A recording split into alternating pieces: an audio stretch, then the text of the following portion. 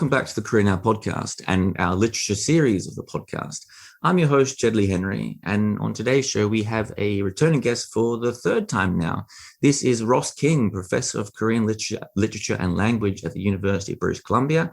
And a previous guest in our first podcast, we spoke about the problems with Korean to English translation and some of the challenges. Our second podcast, which was just last week, in fact, we spoke about the life and the work and the translations of James Garth Gale. Of course, both are going to be linked below. And today, Ross is back on the podcast to talk about another incredibly interesting and fascinating part of Korean literature. Ross, welcome back. Nice to be back. Thanks for having me again. Now, before we get into a lot of the detail here, because there is a lot of really interesting detail, I think we should start with the first question, just to plant a really firm flag, some terms and just some very brief overview, understand of the Korean literary landscape in some way and the history of that. So let's take us there very briefly, just so that people have a sort of a scope from which they can judge where we're going to and a very firm basis on what things look like. Okay, I'll do my best. So if we start in antiquity, if you will, in the Three Kingdoms period, say Baekje, Silla, Concordia, around the 5th and 6th centuries by the latest, all of those kingdoms on the Korean peninsula were literary and scholarly, but they did all of their literary and scholarly work in literary Sinitic, which the Koreans tend to call Hanmun, and you can think of it as just literary Chinese. And that was pretty much the case up until the 15th century, when, as the Koreans love to boast, and rightly so, that they invented their vernacular alphabet, which we nowadays call Hangul. And that sort of complicated the picture in the sense that they now had a really sophisticated means for writing vernacular Korean, but it didn't mean that they suddenly just tossed out Hanmun, or literary Sinitic, and started doing all of their business and writing all of their literature in vernacular Korean. So essentially, until the 20th century, anything in the vernacular, anything in Hangul led a kind of subaltern existence. It certainly was not the prestige means for recording anything. And the vast majority of literary production was in Hanmun.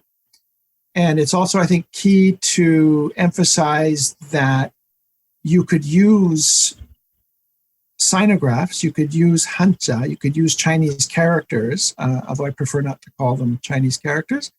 Let's call them Synographs. You could use Synographs to write vernacular. So just because something is written in so-called Chinese characters doesn't mean it's in Chinese. And that also adds a layer of complication to the various ways in which things got written down before the 20th century in Korea. So basically, Hanmun is literary Sinitic. Hangul, which we call it now, it wasn't called that until the 1930s. It was called basically Unmun or Kungmun, or what was the other one? Cheongum, various terms before the 20th century. But the vernacular script is around, but by no means the kind of prestige or dominant way to create literature. Does that help? It does.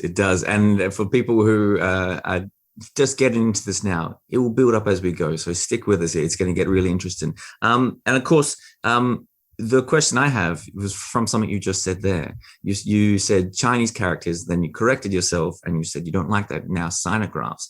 And this is an important point here throughout your research. So I might, because I went through a lot of your research throughout the week, and you've been working on this for a long, long time. And this has been something that has been bothering you for a long time as an academic. So I might ask a question about the problem here, because there's a phrase here. I might quote you just quickly. You said, there's a problem here of how to refer to the complex ecology of spoken language and written language in pre-20th century Korea. So the terminology here really does matter in some ways. Yes. And so some of the terms that have been used until very recently have not been sufficiently clear, or they have sort of led people into facile but incorrect understandings of what the linguistic and sort of inscriptional ecology was. And so one term is indeed this, the word Chinese in general is just not a very helpful term. If you say, oh, well, they use Chinese. Well, what kind of Chinese? Were they using vernacular Chinese? Were they using literary Chinese? Or, for example, you hear, you frequently see, even in academic writing in English, oh, well, Chosun, Korea was a bilingual society. No, it wasn't. They only spoke Korean. The only people who were remotely bilingual in Chosun, Korea were the very small group of court interpreters whose job it was to be interpreters. But any sort of self-respecting aristocrat or, yangban or intellectual, very few of them had any interest whatsoever in spoken Chinese. They didn't speak Chinese. They had interpreters for that. That was beneath their dignity. However, so bilingualism is right out. That's just not appropriate. No one was bilingual, or rather very few, and nobody in sort of a position of power was, with one or a handful of exceptions. So bilingualism is out. The other term that gets used a lot is diglossia, often as a kind of loose synonym for bilingualism. This idea that there was a high code, which was Chinese, and again, very inaccurate use of the word Chinese, and a low code, which was vernacular. But that word diglossia is typically used for, say, Arabic type situations, or modern day Greece with a kind of demotic as opposed to a classical version of the same language. And that also does not apply to Chosun, where they were learning for the sort of highest registers of their literature. They were learning literary Sinitic, which even Chinese people have to study for many, many years to master. It's not like you can just automatically sit down if you're a Chinese speaker and write in classical Chinese. So it was a code that everybody, no matter who you were or where you were or what your first language was, that you had to, spend 10 years learning in order to write it. So the word Chinese, coming back to your original question, unfortunately, as of, the last 100 years or so, excuse me, has been ethnicized and nationalized in ways that have created lots of room for misunderstanding. And even in Korea itself, about 100 years ago, a little more, turn of the last century, when China was decentered and when the word Hanmun first comes into use, borrowed from Japan to refer to literary Sinitic. Before the word Hanmun came in, writing in literary Sinitic was just mun. There was not even any Han in front of it. It was the only respectable way to do it. So then if you're talking about the actual graphs, I prefer to call them Synographs, just to step back a little bit from the word Chinese and to get us away from the word Chinese, because it's so easy for people who don't know anything about Korea, or indeed it's so easy, for example, for many of our students who oftentimes are from China or are of Chinese heritage to say, oh, they just use Chinese, or they're, it's just a form of Chinese, or, it's just a kind of copy or of things Chinese, which of course it wasn't. Synographs were used by many different cultures and many different languages to write non-Sinitic languages. And so there is much Korean or Japanese or Vietnamese or other places that no longer have modern countries as they are Chinese.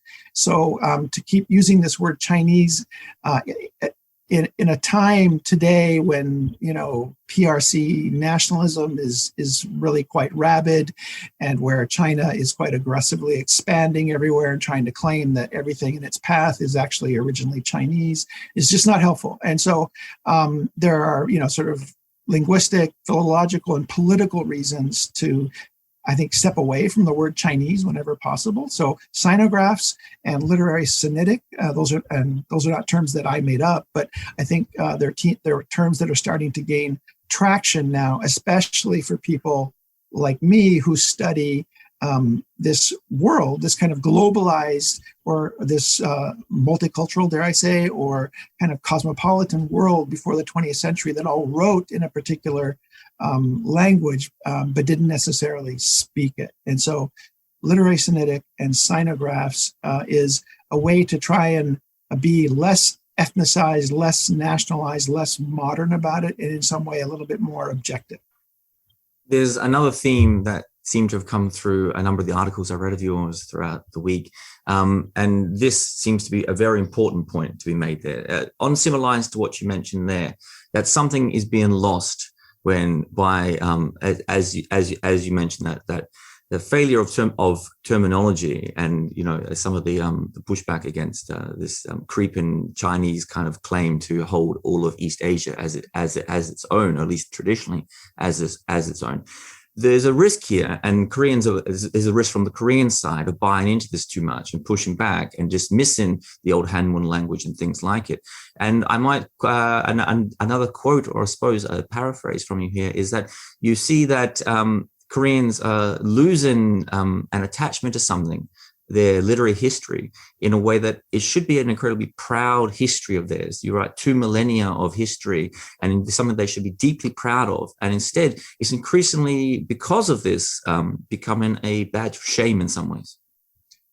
Yeah, and this goes back to the turn of the last century, when Korea emerged as a modern, independent nation state for a brief moment before being, colonized by Japan, where they were decentering China, where Synographs were kind of demonized as they seized on the vernacular script as a symbol of their nation and of Korean identity, and sort of threw out the baby with the bathwater. And that attitude has really died hard over the last century. And so, along with that was this kind of wholesale rejection of the Chosun dynasty as being somehow, too Confucian, too Sinocentric, too Sinophilic, too toadiest. Sadejui is the key word in Korean, this idea of the tribute system, and we were sort of subjected by China. We were just this satellite state. We were a tribute state, and that's all very embarrassing. When in fact, Chosun and its predecessors, were part of this, what our colleague, young colleague, Sixiang Wang at UCLA, brilliant historian, has this wonderful recent dissertation out of Columbia. He's now teaching at UCLA, about how in early Chosun, the Chosun dynasty, essentially their kind of scholars and literati, in effect, co-constructed Chinese empire with the Ming by really playing the Chinese brilliantly, using a lot of the kind of intellectual tools of Sinitic civilization to protect and carve out their own sort of realm of independent action, where they were strategically deploying all of the tools in the Sinitic toolkit, and were by no means sort of foolish dupes simply under the thumb of the Chinese. The Ming China and subsequently Qing needed Chosun just as much as Chosun needed China to maintain diplomatic relations, trade, and generally, their world order at the time. So in the meantime, the Koreans in Chosun are creating literature, and many, much of it that's written in literary Sinitic is based on Chinese models, but that doesn't make it necessarily derivative. And they wrote some really interesting things. And, we're doing it at a very high level. So, that's something that needs to be, I think, celebrated rather than brushed under the rug as, it's not national or it's not ours. The Koreans always say, 우리 거 아니야, it's not ours. But that's not the way their ancestors even 150 years ago thought about it. So you kind of need to decouple yourself from this very modern day nation-centric way of thinking. The Koreans in Chosun saw themselves as participating not in something Chinese, but as something universal and something cosmopolitan and something civilized, and that they were participating at the very highest level of civilization as they knew it. And so, that to me is a remarkable achievement, as are the works that they produced. to linger on this battle over national language and national identity through language, we should touch on the Japanese side of the coin here, because again, reading through your work this week, I bumped into something which I was aware slightly of, but not as much as this. Somewhere it says 90% of the sinographic coinages used in Japan today are used in Korea, and I wonder how much of this pushback is not just against Chinese, but against this idea that the Japanese literary culture is tied to the Korean literary culture. And I think you wrote somewhere that this can, for some Korean ears, have a kind of echo of when of Japanese colonization and the claim of the Greater East Asian co-prosperity sphere, which again has a similar kind of guise, and it was the guise that the Japanese used as a claim to conquer and to colonize Korea. And for some ears, there is too much similarity here, and they seem to revolt against this too quickly. There's a couple different strands there to what you're saying. It's true that Imperial Japan sort of tried to assume the mantle of, leader of East Asia and sort of take it over from China, which was by then sort of weak and crumbling, and so Japan was going to lead the way for the yellow races, and it was very racialized at the time, right? So that that's legitimately something that Koreans should resist and that we should kind of call out today.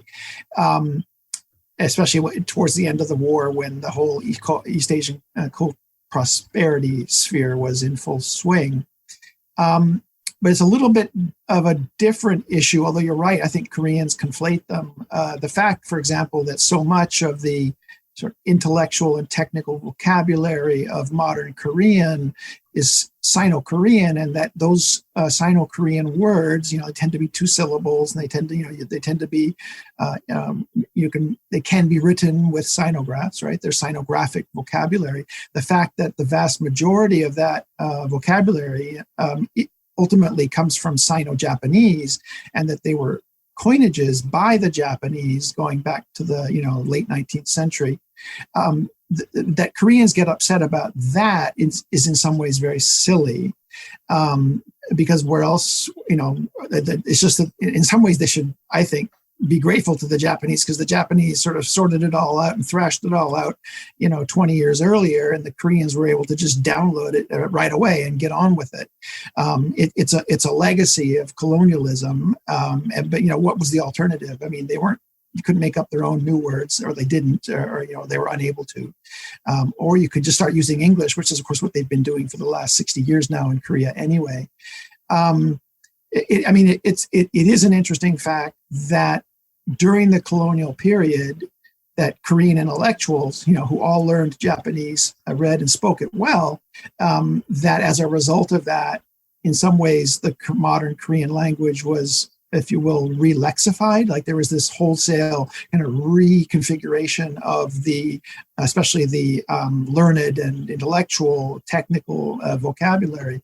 But it looked at from another view, it was kind of a time saver, and they could just get on with, appropriating all of the other, beneficial, I guess, technological and intellectual things that come along with that.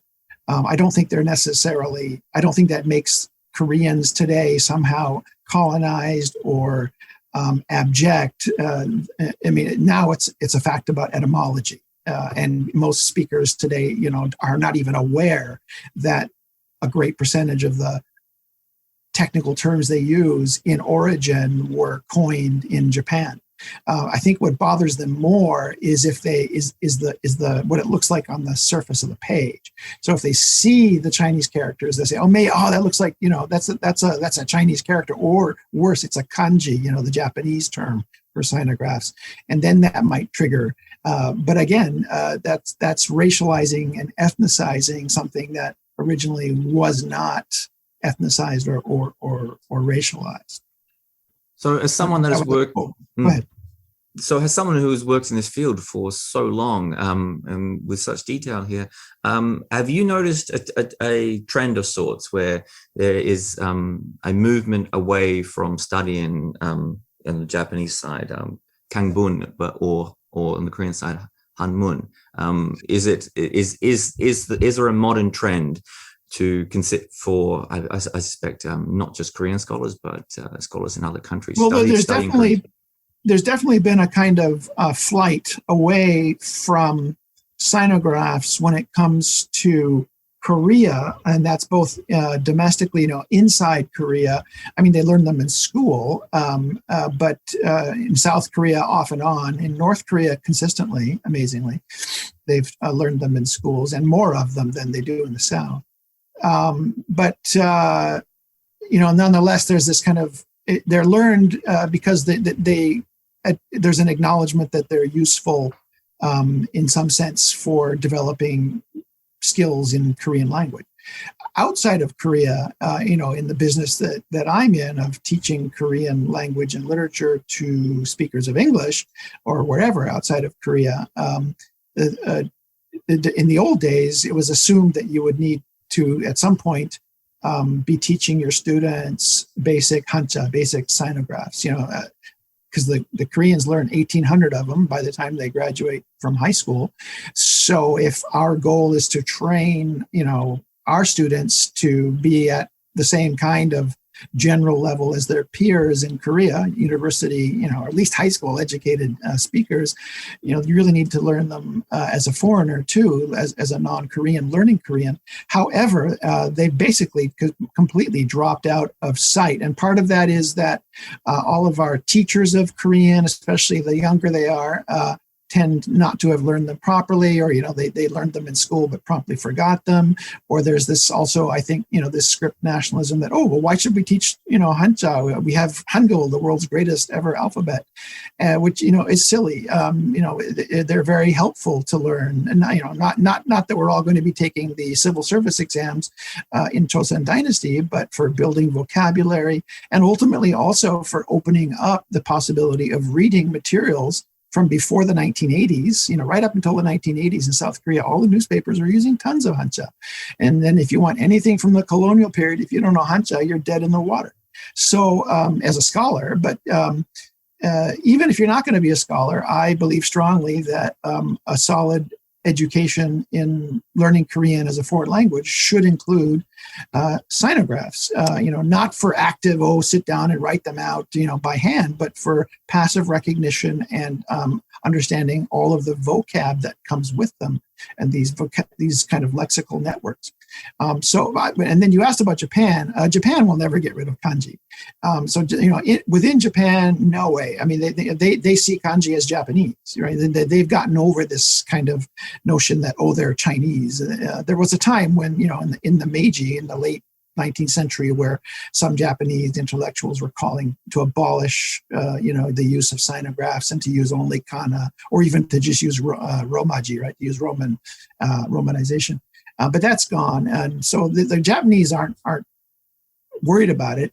But outside of, foreigners learning Japanese also learn kanji, and many of them really get into it.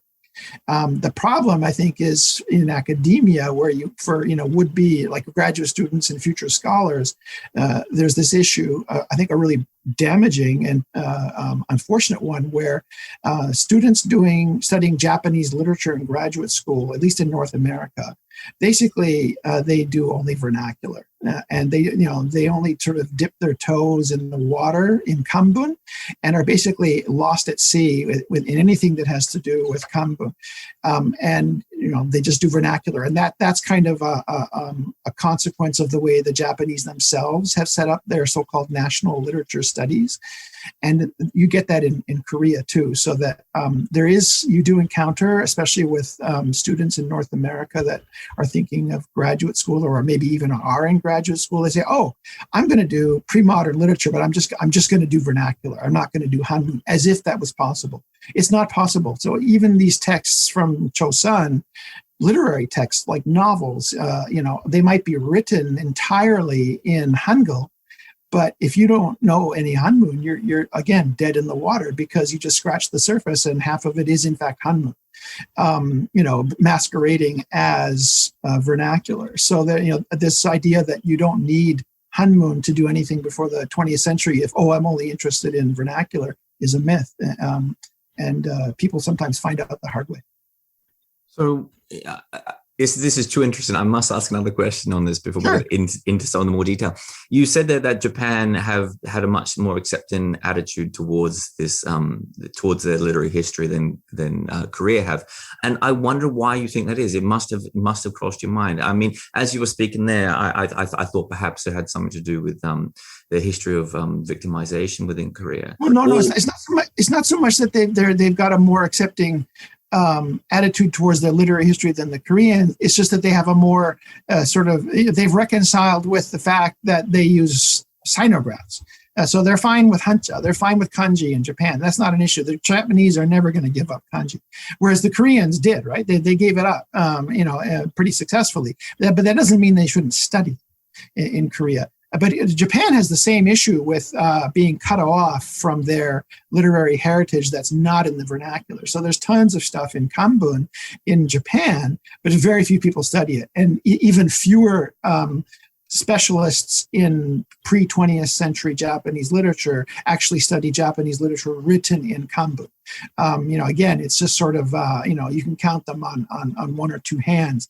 And that's, again, an artifact of modern day nationalism, where modern day nationalists said, the only thing that matters is the vernacular. And we have analogous situations for, Western Europe too, where, right up until the 19th century, in fact, you've got writers producing literary works in Latin right across Europe, but no one studies those now as French or Spanish literature, even if they were written by a Spaniard or a Frenchman, right?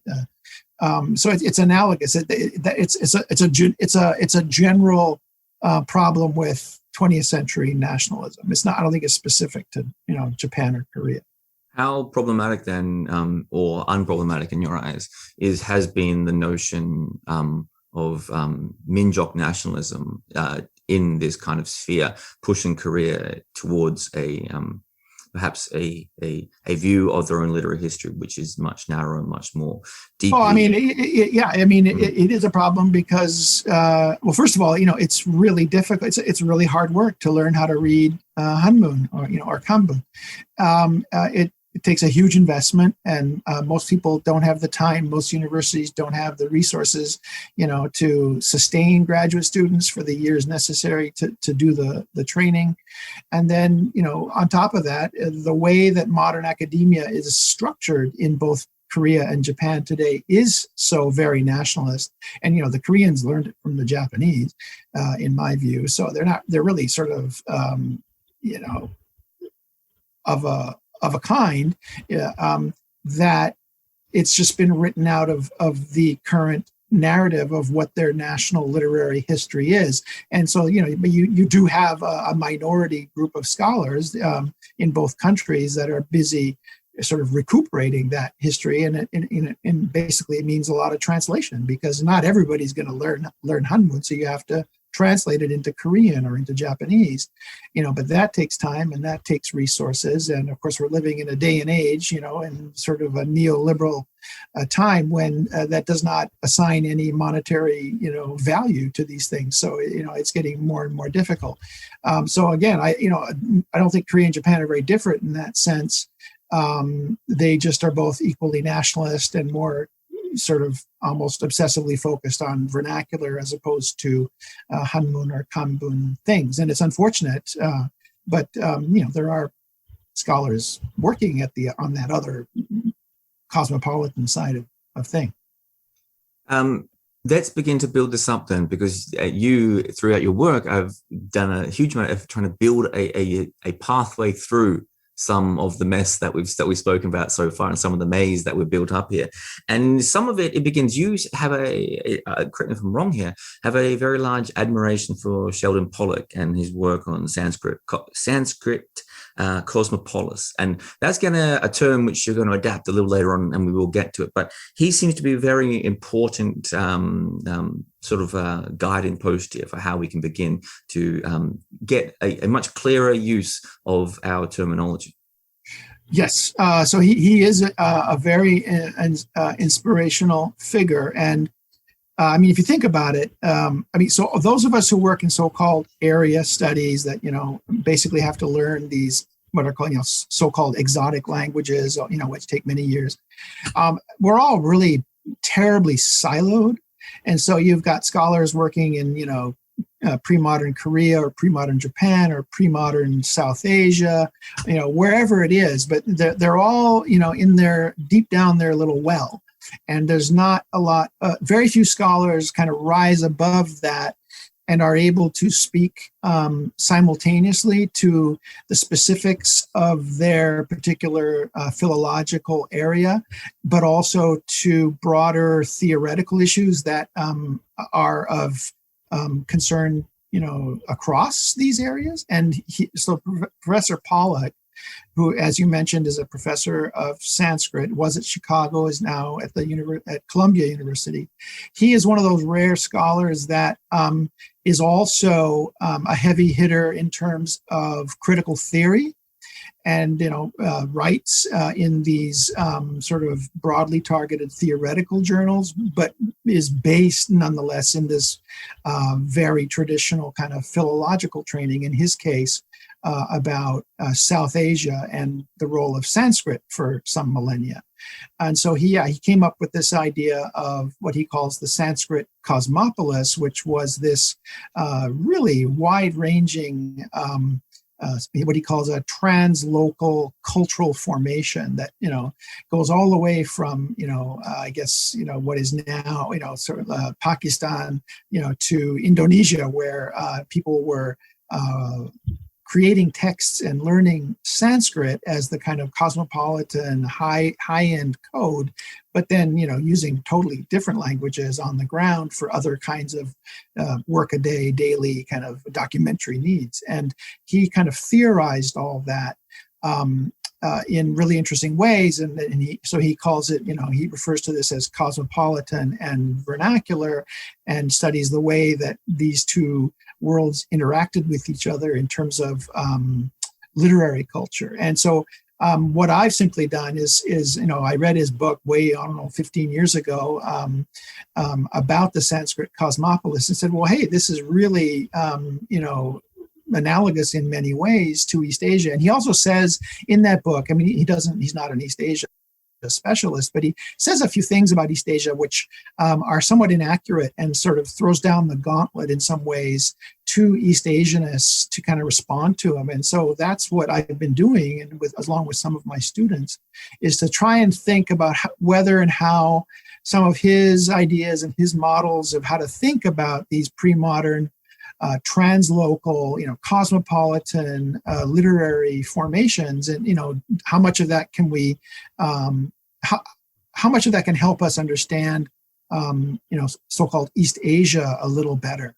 And that's kind of where that started. And I'm in the middle of just now finishing off this big edited volume, which is a kind of a response by a bunch of us East Asianists to Sheldon Pollack and to his ideas over the last 15 years. I really hope you're enjoying this episode of the podcast, and I apologize for this interruption, but I'm just going to take this moment to remind our listeners that we've made a conscious decision here in the Korean App Podcast not to run advertising in any way. So if you do enjoy the podcast, and you listen regularly, and you do want it to continue, it is important that you do your best to support us at the links below, or by sharing, liking, or commenting on the podcast across social media. All your help in this regard is invaluable. And now back to the episode. So let's go straight to your adaptation of the term. Now, yours, I believe, in front of me, Sinographic Cosmopolis. And again, I might nail in just why. I'll get you to explain just what that is in those terms and why you think it is an important term that we should be using as well. But it seems to be, I'm going to run down the article I have in front of me here, that an important part of this is not just the regional aspect, but the idea and the prominence given to the political dimension and this the aesthetics of political culture as well. Right. So when he originally proposed this idea of a Sanskrit cosmopolis, one of the first kind of almost sort of a kind of move in self-defense was, well, in that particular world in South Asia, there was no actual native or local term to refer to that universe. So there's no Sanskrit way to refer to the Sanskrit cosmopolis. And so some of his critics said, well, how can you make up a term about something they didn't even have a term for themselves? And then, he sort of pushes back and says, well, just because they didn't have a term for it doesn't mean that we can't theorize it that way. And for him, the cosmopolis idea has two tangents based on the etymology of the word. So you've got the cosmo part, the cosmos, which is kind of the idea of it's something universal or worldwide, or it's far-reaching. It transcends space and time. And the idea was that indeed these texts in Sanskrit or in literary Sinitic, they transcended space and time. Many of them, if you pick up one of these texts written in the classical language, you could have been written anywhere in any century. You just don't know because it's this kind of classical code. So that's the cosmos side is transcending space and time. But then the polis part, there is a political dimension, and to participate in his case, to participate in the Sanskrit cosmopolis meant that you were part of a kind of textual community that had read certain classical foundational texts that everybody else had read and which had embedded in them certain ideas about political governance, about political philosophy, about how a state should be governed, about how the universe operates. That it's all kind of baked into one big worldview. And so therefore, he calls it a cosmopolis that happened to take shape through this the language of the gods, which is Sanskrit. Well, if you port that to East Asia, you've got a similar situation where all of the intellectuals, the people who ran China and Japan and Korea, they were all weaned on the same set of classics from in classical Chinese and in literary Sinitic, and those in turn embody certain ideas about the world and about governance and how a polity should be run. So I said, let's just kind of essentially as a nod to Sheldon Pollock, but also to get us away from certain other terms, said, why not call it the Sinographic Cosmopolis? Because what it was similarly, literary Sinitic transcends space and time. The texts that they were all reading, the foundational, so-called Chinese classics, were they were all reading those and had all kind of imbibed them. Where was I going with this? So they're all reading the same texts. It's transcends space and time, but crucially, everything's written in sinographs. It's all sinographically recorded, and that's what also distinguishes the Sinographic Cosmopolis from, say, Latinate Europe or the Sanskrit Cosmopolis, is that the writing system was very different. It's what's called a logographic writing system. So they don't write sounds. They don't write with letters. You can read a text in literary Sinitic through Korean or through Japanese or through Cantonese. I mean, it can be vocalized and interpreted through any number of different languages while remaining the same on the printed page, and that creates a whole different dimension as to what a cosmopolitan code looks like and how it functions. And so because that graphic nature, the writing system nature of the Sinographic Cosmopolis is so different from either the Latinate Europe or the Sanskrit world, which used a bunch of different writing systems, but which were nonetheless phonemic. They were syllabaries or alphabets, but they weren't logographic writing like Chinese. I think that needs to be thought about. And what are the consequences of using a writing system like that is so different. So that's where I came up with the idea of Sinographic Cosmopolis, which is better than just calling it East Asia, and it's definitely better than calling it the Sinosphere, which is a term that I hate, but which is now sort of popping up a lot. But it's so vague as to be not a very helpful term, because you see the term Sinosphere applied to, Thailand, or, Malaysia, or even the Philippines, any place that somehow is influenced by modern day China. Oh, that's in the Sinosphere. Well, that's not what we're talking about. They're not reading, they're not spending 10 years learning literary Sinitic in those places, and never did. So I'm sort of pushing back against this idea of Sinosphere. And the other term that does get used, and East Asia is just sort of, it's just a kind of geographic term. It doesn't really explain anything about the way they wrote or reference anything useful theoretically. But sometimes our colleagues use the word Sinographic sphere, which is also not bad. And that still keeps this focus on how different the writing system was in East Asia.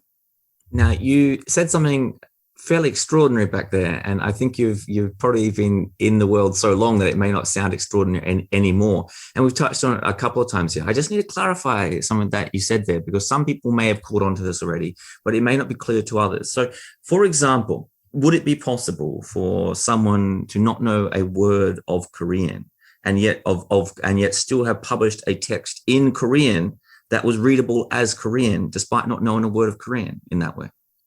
Well, I'll rephrase it. It was possible for people in Chosun to write a text in literary Sinitic without being able to speak a word of spoken Chinese. And so that's the key, is you have to tease apart spoken Chinese from literary Sinitic. Because as I mentioned earlier, Chosun scholars, in pre-20th century Korea, they didn't speak Chinese. They had absolutely no interest in it. But they could write literary Sinitic and read it very well. They spent 10 years plus training for that. And again, it's worth emphasizing that Chinese had to go through the same training, and furthermore, Chinese would vocalize, and access literary Sinitic through any number of different Sinitic languages. So they could do it through Cantonese, through Fujianese, through Wu dialect, or through Mandarin, depending on the time and place. And some of them had their own, traditions for reading. So the point is that technically speaking, the same text in literary Sinitic could be read and understood and vocalized by someone in Japan who speaks not a word of Chinese, by someone in Korea who speaks not a word of Chinese, or someone in Vietnam who speaks not a word of Chinese. And that's what's extraordinary about about a logographic writing system like Sinographic writing. And there are analogs, but there are no longer any living analogs. Ancient Mesopotamia, the ancient Near and Middle East, when they were, so Sumerian and then Akkadian, so cuneiform writing works the same way. So cuneiform was used to write many different unrelated languages in the ancient Middle East. And that's the one really interesting parallel that we have. And now we're seeing some research coming forward trying to compare those and or juxtapose those two worlds and see what we can learn. I must ask a question, and this is something I've personally encountered over not knowing much about this before getting into your research throughout the week. I still encounter this myself, having conversations about Korean history with other people, and this is something you do cover in your research. And this is the position of why not just call it all Han? What's problematic about the word Han? Oh, Han is less problematic than Chinese. Han is just the name of a dynasty. And so Hanmun and Hanja are so called because, the Han dynasty was when a lot of the Synographs, or the Hanja were standardized. That's also the time when, the Han dynasty had their commanderies on the Korean peninsula, probably a time when a lot of active language contact, happened between Han Chinese and Koreans on the peninsula. I mean, in a way that this terminological question that I've been belaboring doesn't really is not as big a problem in Korean or Japanese as it is in English, because the problem in English is not Han, but the word Chinese, because what China was and what Chinese was is different from one century to the next, going back for a couple thousand years, and it's probably there's a growing consensus that even during the Warring States period, like pre-BC, I mean BC, right? Even in that point in time, Synographs were being used to write many different languages, some of which weren't Sinitic at all. And so this idea of projecting back on time in a kind of an anachronistic way, an idea of some kind of unified China where everybody's Chinese, we all speak Chinese, we all write Chinese, is a total mirage. That's the problem. So the problem is not Han. Han is just a dynasty, and that happens to be the prefix that gets stuck on mun and cha to refer to Synographs and literary Sinitic in both Japan and China, but they're not really a problem. Let's wind back to something I think you mentioned at the very start, which is, I'm probably going to mispronounce it, diglossia, I believe it is. Diglossia, yes, diglossia. Diglossia. And you did touch on it briefly, but it is very important that we touch on it again here, because this is a term which, as you mentioned, you really don't like anymore. But it has a little bit wider dimensions than what we got into earlier. So it is not just that it is meaningless in some ways because it's used in this huge amount of context, but it is also quite misleading in what it specifically says about two-ness and things like this, right, and its descriptor. So there's actually a lot more there. So take us to why that sure, term is such a problematic term. Right. So, I mean, on the one hand, it's just been applied to so many different social linguistic situations on the ground that it has become almost meaningless. It's been applied to just about every situation you can imagine. But it is used a lot, or has been used a lot, to refer to pre-modern Korea. Again, another big problem, besides the fact that it's just overused and overextended, that just become so elastic as to not be very meaningful, is as you just pointed out, the fact that it sort of ties you to a binary. It's either high or low. It's either Hanmun or it's vernacular. When in fact, as I mentioned, I think at the beginning, well, you could actually write texts in vernacular or in a form of vernacular without ever writing in Hangul. So what's that? And then you've also got, we haven't talked at all about this particular inscriptional device called Idu, which was developed already back, in the Three Kingdoms period. It was a way to record vernacular Korean using Synographs. So, on the page it looks like Chinese, but it's not. It's actually writing vernacular Korean. And Idu was used right up until the 20th century for, before Hangul was invented. It was used to translate legal manuals, to translate medical manuals, and it was also heavily used for just day-to-day documentary purposes, and also specifically like juridical, like legal stuff, lawsuits, and that the sort of documentary and juridical use of Idu continued right up to the 20th century. So that's already kind of three, right? So that's no longer diglossia. So the point is that you actually have a whole range of different registers that are used, for different genres of different purposes, that use either synography or vernacular, to different degrees. And so it's more of a continuum than it is a stark, one or the other. It's not a binary at all. And so to say diglossia just kind of brushes all that under the rug or throws it out the window. And when you had a really much more diverse set of sort of inscriptional practices. So and in fact, even the opposite did occur. Sorry to interrupt. Where sometimes you get a document that looks like it's entirely in Hangul, but in fact is all Hanmun. that it's sort of a transcription of something that assumes that you know the sinographs hiding behind it, and is just there to jog your memory. So, I think there's a real need to get beyond this simplistic equation of writing system with language. Just because it's in what looks like Chinese doesn't mean it's actually in Chinese, and just because it's in Hangul doesn't necessarily mean it's in Korean. So should we follow Pollock again in this? And again, back to specifics of terminology, I believe he uses hyperglossia, and superposition. So superposition. Are these useful terms? Well, I mean, the jury is still out on whether to. I mean, so his idea, he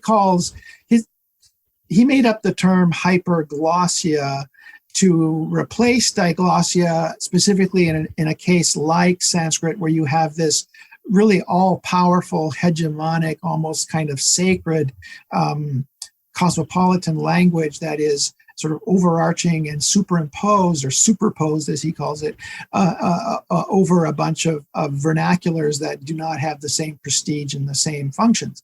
It's an improvement over diglossia.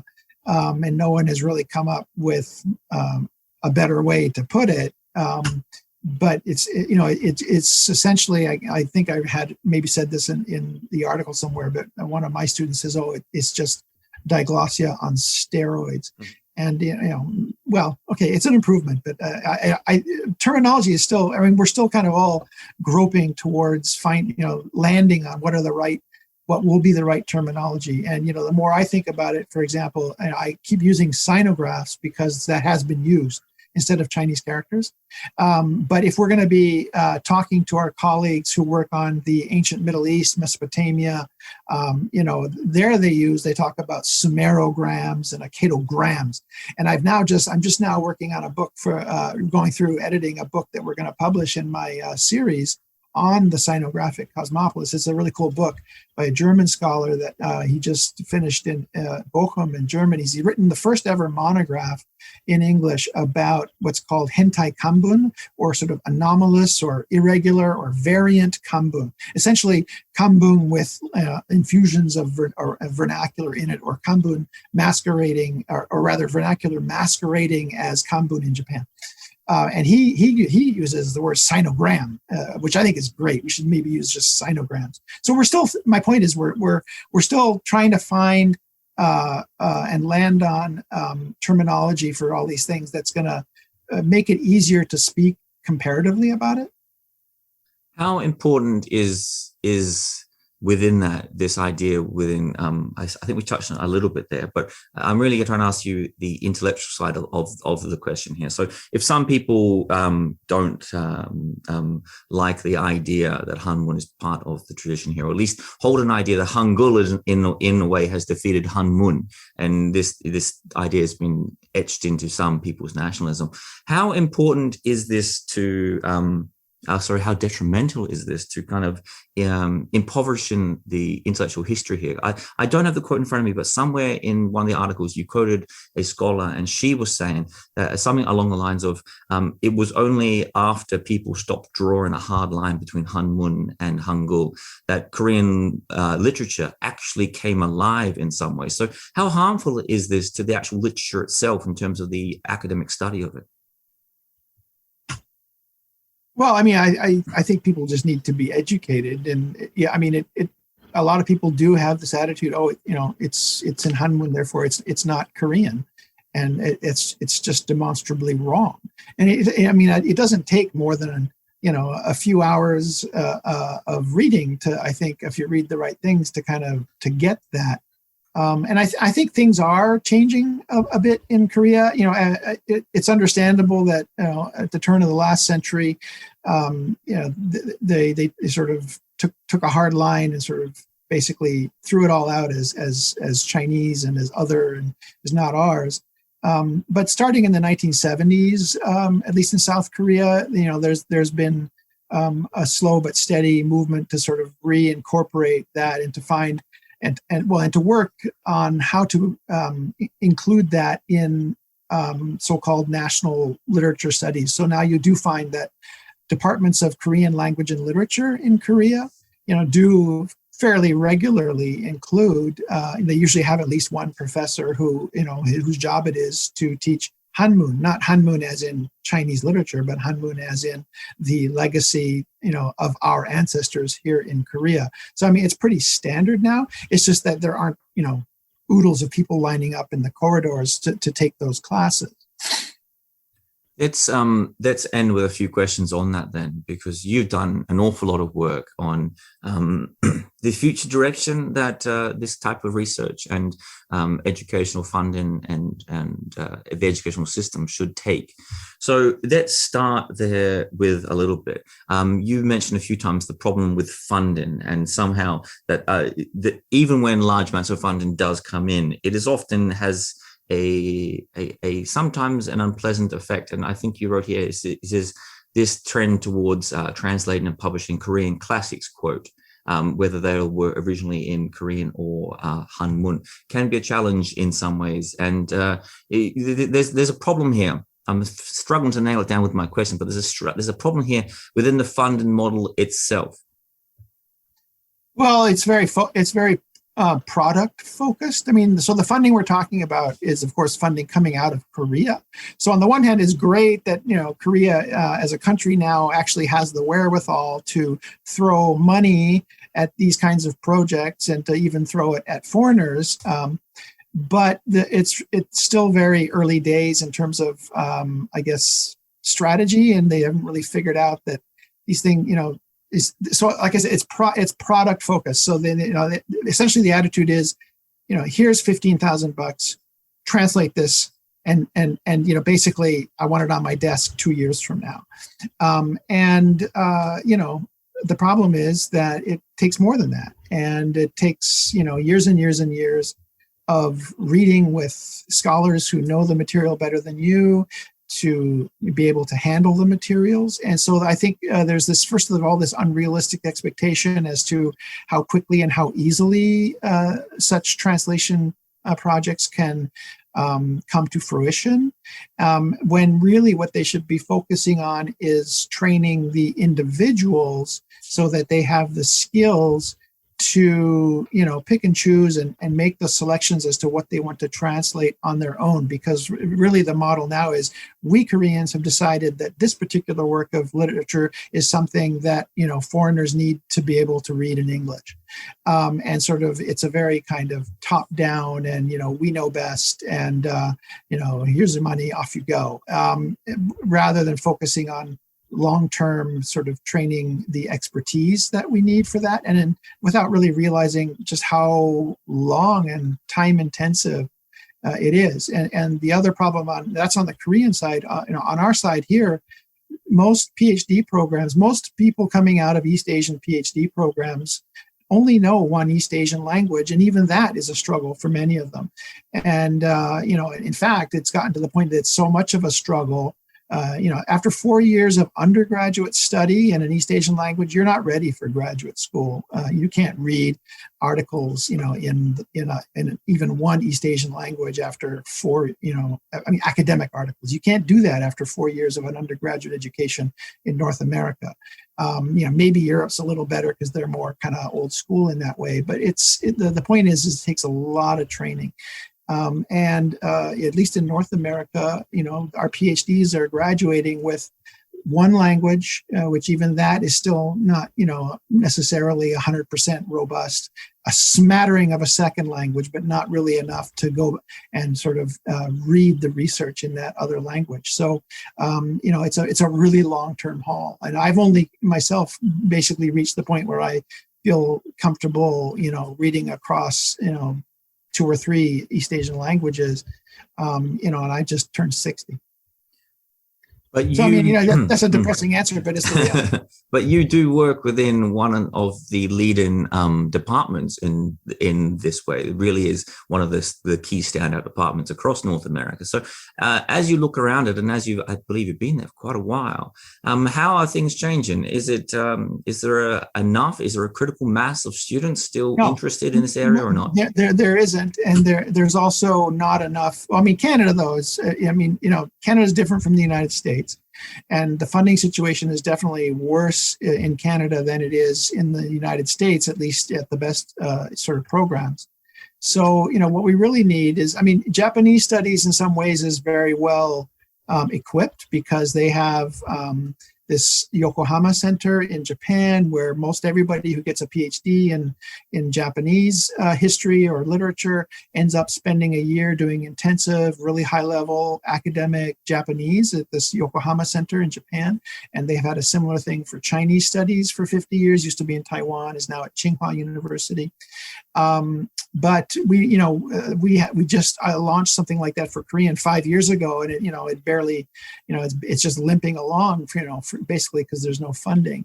And then, the other thing is that the linguistic challenges for East Asian studies in general, especially for those working on pre-modern, are such that what's happening, and what seems to be a trend, although I don't have hard statistics to back this up, is that the best students that are getting offers and then are getting funding to come to do PhDs in North America are in fact students from Japan, Korea, China, because they obviously have the language skills already, and of course because they've been learning English since elementary school, they've also got a huge head start on learning that other key language they need, namely English, by the time they get to grad school in the United States. So they're way better prepared than, say, North Americans or Europeans are, who basically only ever come to the study of these languages at university. Is the funding and the overall environment in terms of numbers and popularity better inside Korea? No, Korea has its own challenges in terms of graduate school in the humanities. They like essentially universities in North America, Australia, they also are very heavily dependent on international students to survive as programs. So they also are heavily dependent on students from China, also Vietnam. This is a sort of, this is heading into the general kind of crisis of the humanities, really. And in that sense, I don't know that Korea is much different from North America. I think actually in some ways it's better in China. China and actually Sheldon Pollock has written about this because he's a real champion for sort of pre-modern philology and so on, and always points out that China systematically and really heavily invests in all of this kind of work. And there's a lot of money right now in China for pre-20th century research of this nature. But and Korea to a certain extent is also not bad, but nothing like China and North America. Only the richest, the Princetons and the Harvards of this world really have any money. Do you think that, I believe you actually quoted someone in one of your articles who thought that this might improve things, that if we can begin to denationalize the studies and study more in terms of, as you mentioned quite a few times, East Asian studies as a broader idea and as a broader subject, this may improve things. Do you have any sympathy with this approach? I do. I think that's the way forward. That's what, but that's what the field of classics did already, more than 100 years ago in Europe. But that requires funding as well. I think intellectually, as a way forward, I think that is correct. How to operationalize it is another question, because it does require funding, and where that funding will come from, I don't know, because all of the funding is very nationally focused and targeted. So, it's that much more difficult. It's very hard to go to a Korean donor and say, give us money for pan-East Asian stuff. And it might be easier to get that kind of funding for pan-East Asian stuff from a Chinese donor, but then you've got a whole nother set of problems, because typically the attitude is that, oh well, this is it's all China, it's all Chinese studies, and in a way, it's incumbent upon those of us who are not in Chinese studies to educate even our colleagues in our sinologist colleagues, and some of our sinologist colleagues who are not themselves Chinese are guilty of some of the most sinocentric thinking of all. You mentioned, I believe it was in a shorter article of yours that I bumped into, and you were talking about um, uh, cost-efficient ways to improve things that don't have high impositions because of the funding crisis that you mentioned here. And one of the things that you mentioned would be it could have an important impact is just more collaboration between universities and graduate students like your own and graduate students inside Korea, and even universities in North America having a bit more understanding for letting students go on leave for a year to countries like Korea. Right, right. Well, again, I think every university is different. So probably when I wrote that, I was thinking specifically, and very sort of myopically about UBC, where it's very complicated for our graduate students to go to Korea for a year just to kind of do, intensive language training, because there's this complicated funding clock ticking. And so other universities it might be less of an issue, but it is nonetheless a matter of time and making sure that these students have a long enough runway.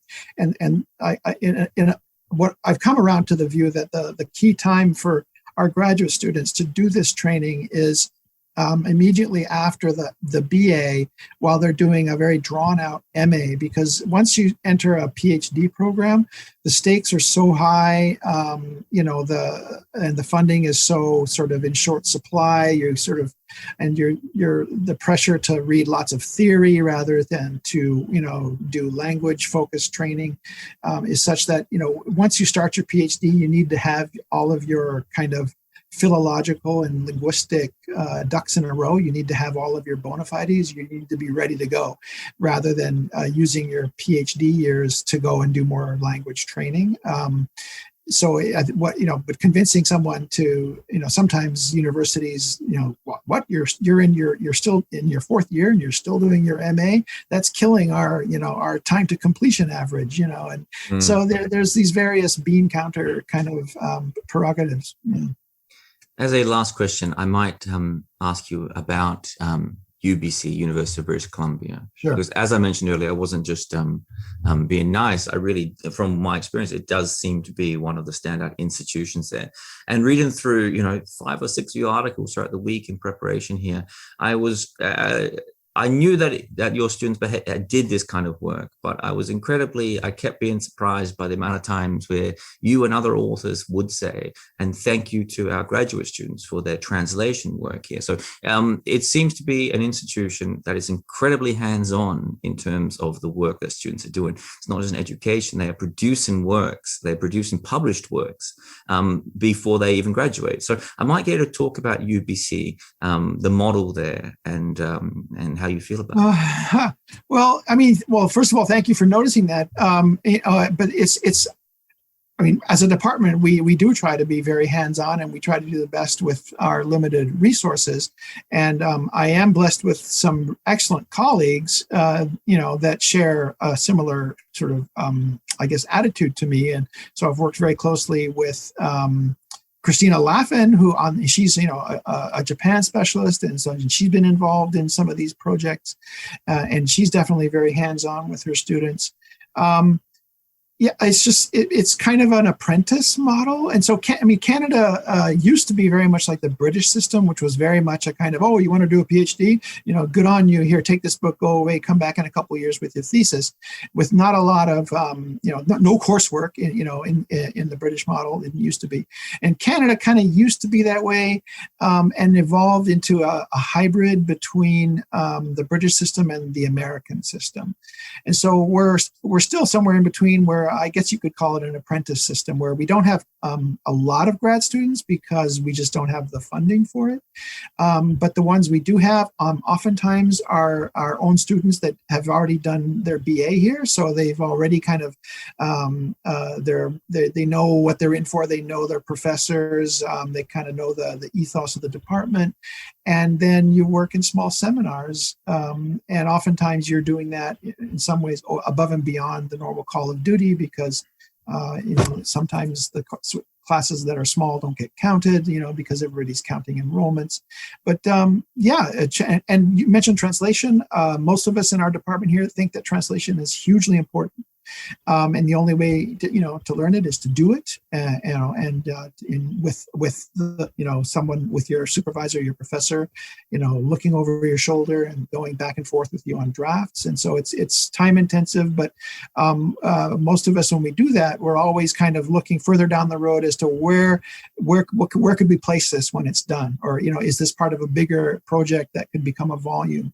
So I guess you've bumped into some of that, and it does work. And at the end of the day, the students come out with a lot more confidence about their ability to work with texts. How hopeful are you about the future of the field? Sorry, I had one more question. It just, no as you're speaking there, I someone who really enjoys Korean literature. I'm just an amateur reader, and I write a few reviews, and I really do enjoy it. And as you were speaking there, I wonder how, having been in it for so long, what you feel about the future of the. You could ask me that question, several times during the course of a week, and probably get a different answer each day, depending on what kind of mood I'm in. The situation with Korean studies has improved immensely since I was in graduate school and got my first job, in 1990, right, at SOAS in England. And things were quite desperate back then in terms of, there were no professorial positions. There was very little funding going around. So that's all changed. But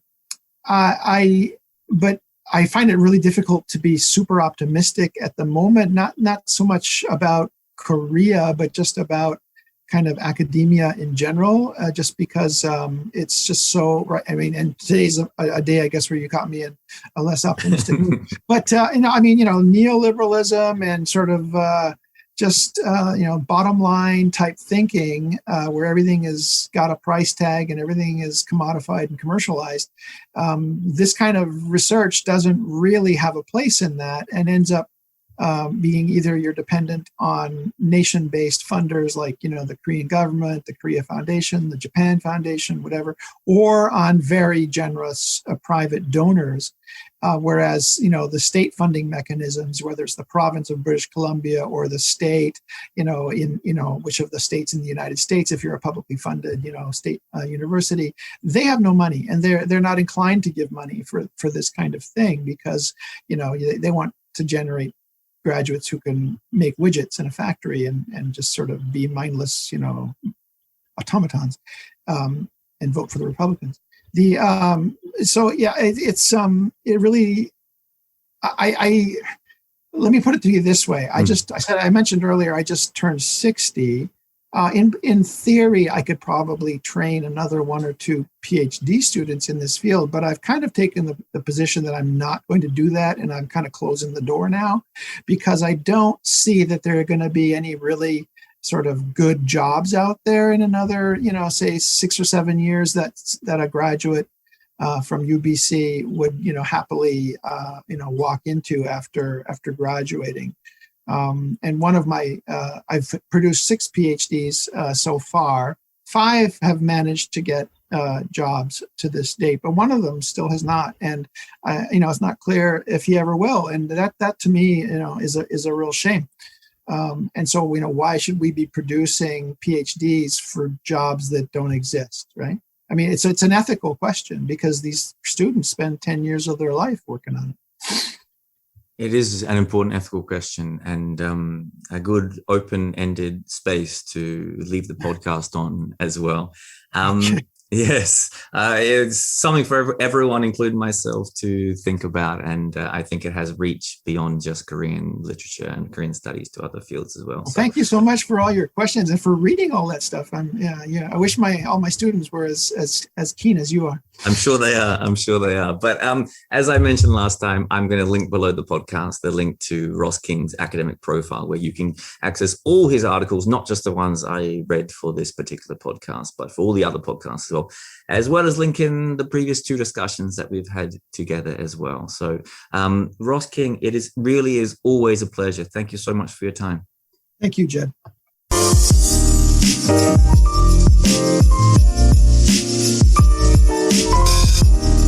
Thank you for listening to this episode of the podcast. I really hope you enjoyed it. This is just a final reminder that we've made a conscious decision here on the Career Now podcast not to run advertising. And so the podcast is entirely funded by you, the listener. So if you do want it to continue, please consider supporting the podcast at the PayPal or Patreon links attached below. Or importantly, you can share, like, or comment on the podcast across social media. And on that, I hope to see you again for the next episode. Thanks again for listening.